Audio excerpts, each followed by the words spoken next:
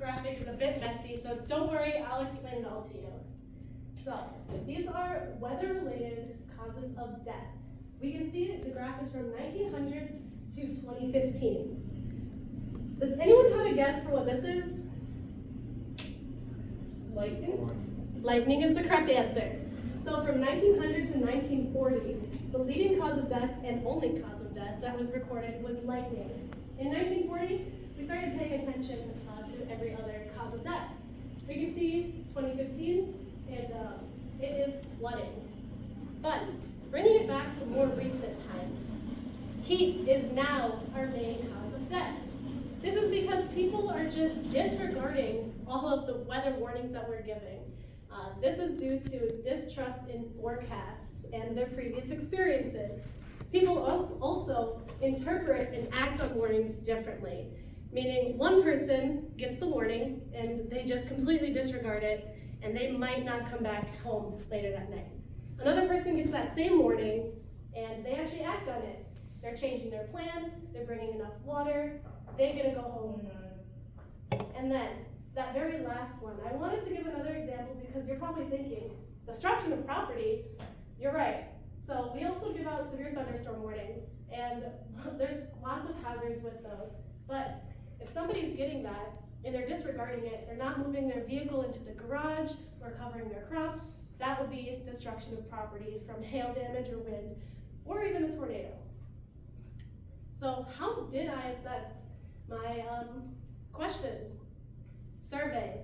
I did use surveys. So surveys need to be bias-free. If you have bias in a survey, you're trying to lead the people to answer the question a certain way.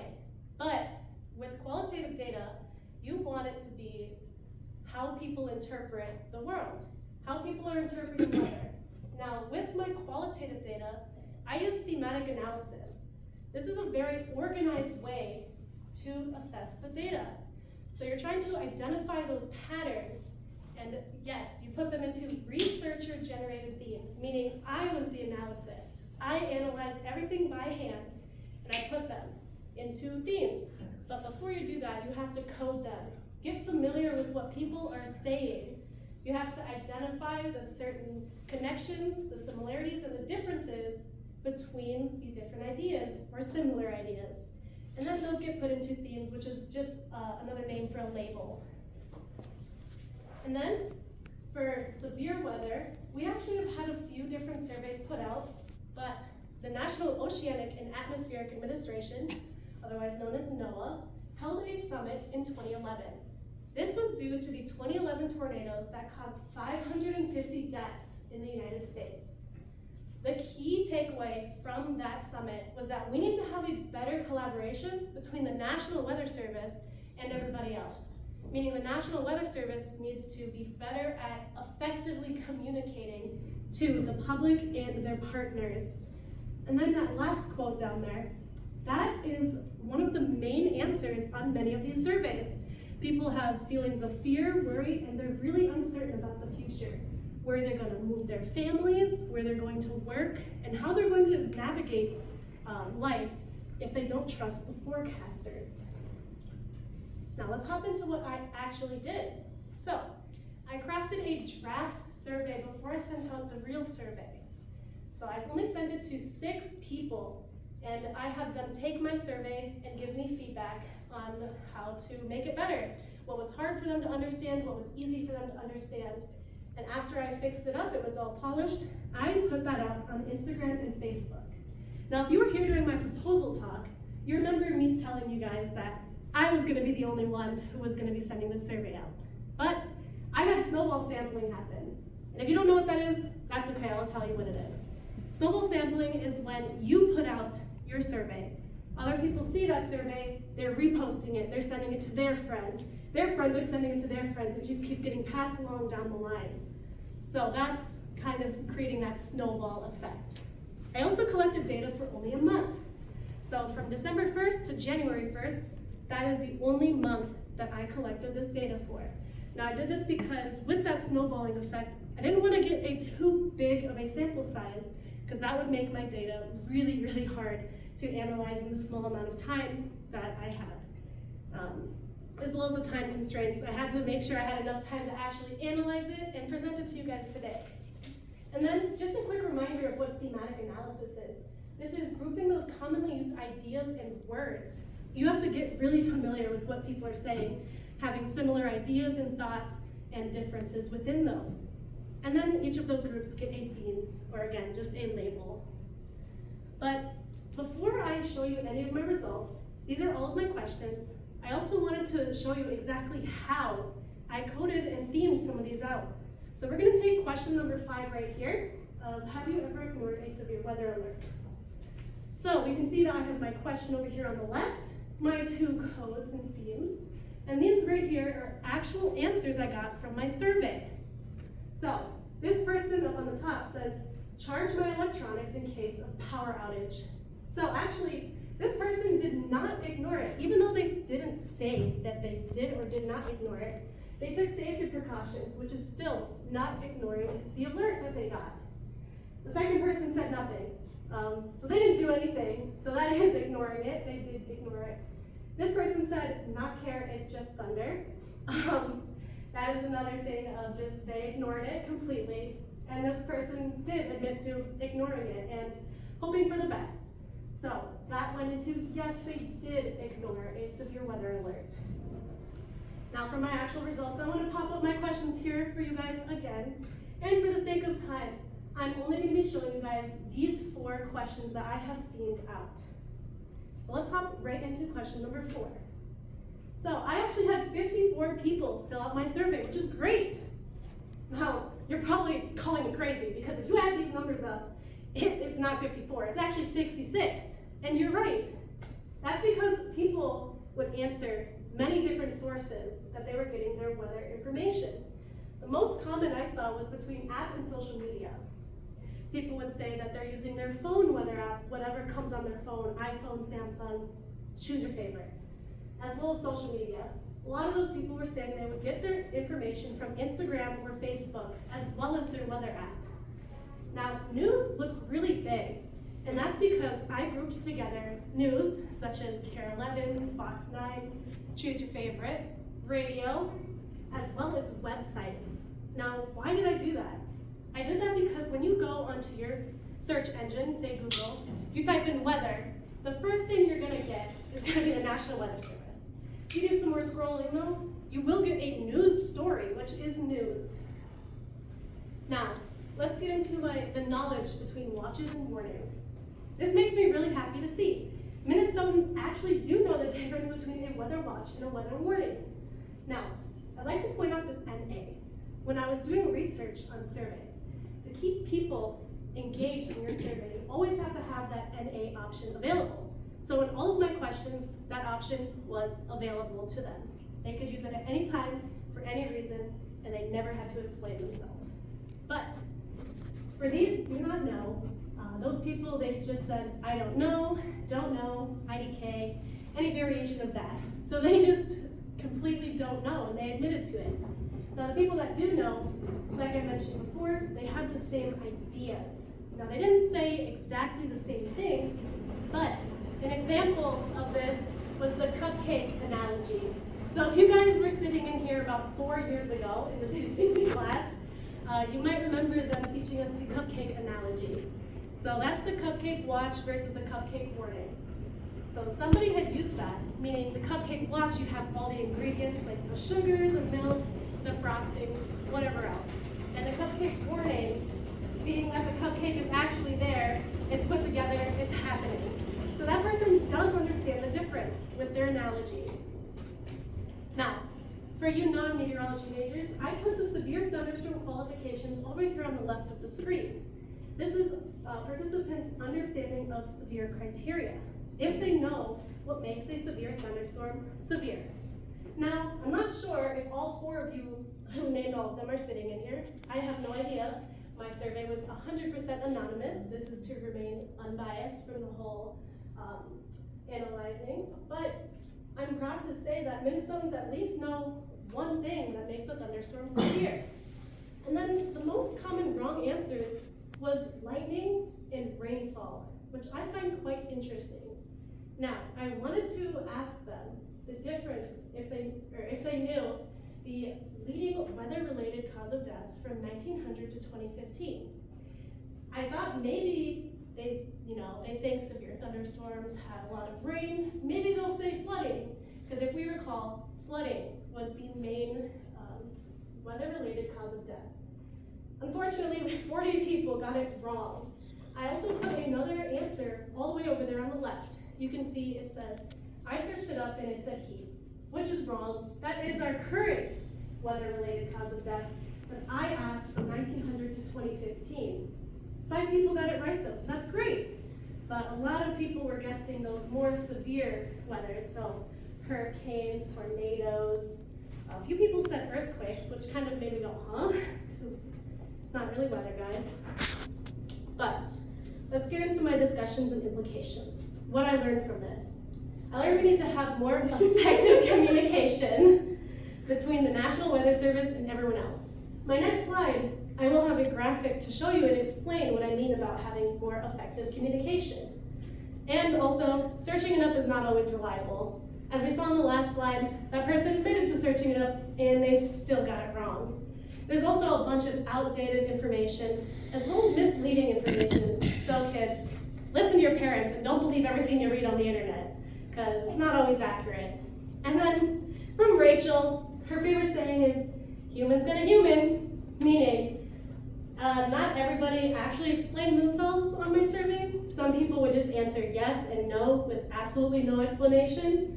I also got a bunch of silly responses that I had to just throw out for certain questions. And I think this is pretty funny. This bottom one here is in response to, have you ignored a severe weather alert? It says, absolutely, tornado sirens mean go stand out in the garage with arms folded, looking up at the sky. I think that's the true Minnesota answer, pretty funny. So just for reference, that still got coded and themed because that is ignoring a weather alert. As I promised you guys, I put up a graphic up here for more effective communication. We can see that this is the National Weather Service, so they're actually looking at the models. They're making the observations. They're pushing out those forecasts and warnings to their partners and the public.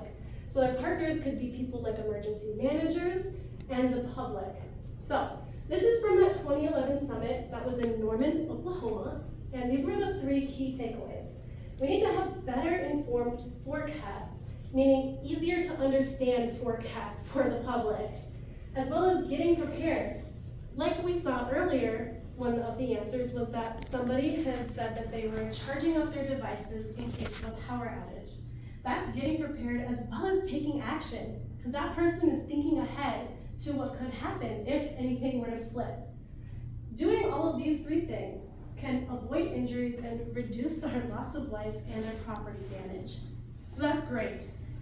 I also wanted to point out some limitations here. So, I only ran my survey online. This was just the most effective way for me, but I did not reach everyone who doesn't have access to my online survey. So there was no pen and paper, no mail, no phone call, just online. And then I had to assume the honesty of my participants. So I have to assume that they didn't go and search up the difference between a watch and a warning. I had to assume that. I also wanted to point out that I unfortunately did misinterpret the data from our World in Data. So, question 9, if you recall, it did say from 1900 to 2015. But I interpreted that wrong because we weren't recording anything from 1900 to 1940 other than lightning. So the question should have asked from 1940 to 2015. It should have been. That's how the question should have been worded. There's many different ways that this can go. So considering demographics based on the location, many severe weather surveys and summits have only been held in central United States, like Oklahoma. So considering the demographics for Minnesotans, such as gender, work, and language difference, the most common non-English language in Minnesota, in that order, is Spanish, Hmong, and Somali.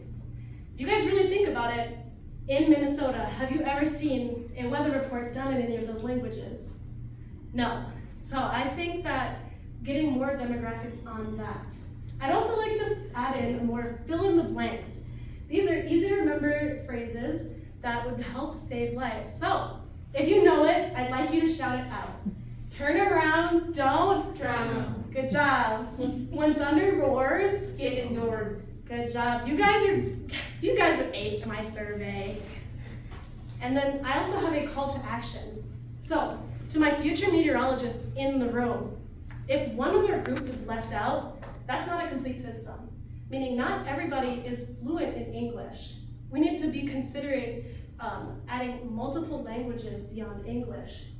And to my general audience, make sure you have a plan and you know exactly where to go and how to act when you're receiving these watches and warnings. You have to protect yourself and loved ones and your property. I'd like to give a special thanks to all of my faculty in this room and my faculty advisor, Rachel. She has stuck with me through all of my dumb questions. I'd also like to thank my parents who are over there. They drove all the way from Minneapolis. Thank you guys. I'd also like to thank my boyfriend, who unfortunately is not here. He ran through this with me about 50 million times or so, giving me a bunch of good feedback. I'd also like to thank Nimbus, who's a cat, so he can't be here. It's also his birthday, so that's pretty cool. These are my references. Does anyone have any questions?